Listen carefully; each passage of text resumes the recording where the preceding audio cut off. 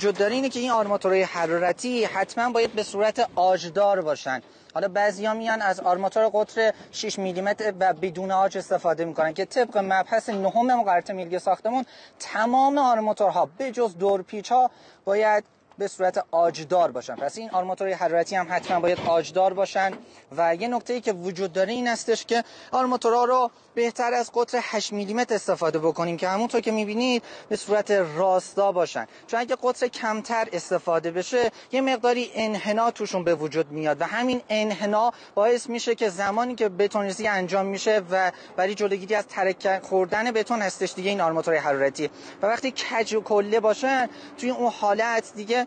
عملکرد درست و حسابی ندارن که بتونن در مقابله بکنن با اون ترک‌هایی که توی بتون ممکنه در نظر گرفته بشه. پس اینم یه نکته‌ای بود که میتونید تا 35 سانتی متر هم در نظر بگیرید، ولی نشریه 543 گفته شده 25 سانتی متر. و یه نکته دیگه‌ای که وجود داره اینه که اگر شما